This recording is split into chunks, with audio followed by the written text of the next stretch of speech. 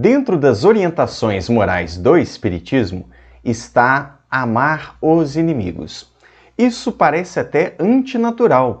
Como que eu vou amar quem eu não gosto?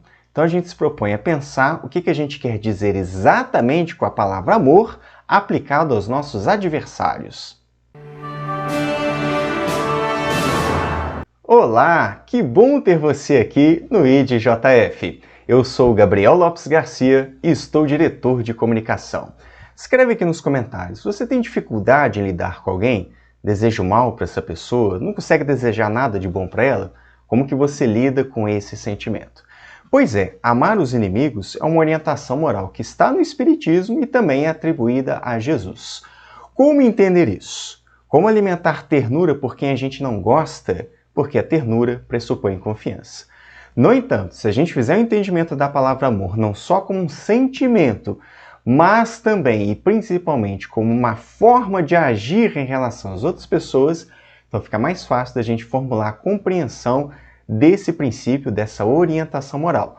Vamos então, na sequência, pensar em 3 entendimentos possíveis da doutrina espírita para este mandamento de amar os nossos inimigos.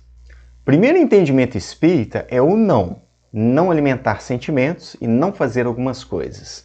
De modo mais claro, não ter ódio pelos nossos inimigos, não alimentar rancor, não alimentar desejo de vingança.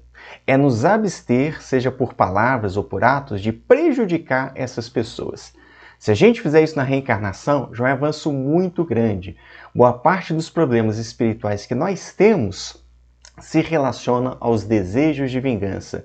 Projetos que envolvem emoções fortes, que mobilizam esforços dos espíritos, muitas vezes ao longo de reencarnações. E ele não encontra felicidade nisso. Por isso que a doutrina espírita nos convida a começar pelo não. Se a gente ainda não consegue fazer o máximo, que a gente faça o mínimo. Que a gente não prejudique aquele que é o nosso adversário. Que a gente não alimente sentimentos ruins por eles. E para isso, Jesus nos ensinou a orar em favor dos nossos inimigos. A gente ganha forças e se preserva de alimentar esses sentimentos que são negativos. O segundo passo nessa escala é perdoar os nossos inimigos sem segundas intenções e incondicionalmente pelo mal que nos fizeram. É não opor obstáculos à reconciliação. Cada situação deve ser analisada em particular porque tem o seu contexto. Os sentimentos das pessoas envolvidas, a segurança uns nos outros, se de fato estão dispostos a se entender e por aí vai. A orientação geral é perdoar e se reconciliar, e a gente deve analisar em cada contexto qual é a melhor forma que isso venha acontecer e o tempo mais adequado para as pessoas se entenderem. A orientação espírita é no sentido de que, à medida que nós perdoamos, nós nos livramos da carga do ódio, do rancor, do desejo de vingança. Aquele que consegue exercer o perdão se liberta daquela situação.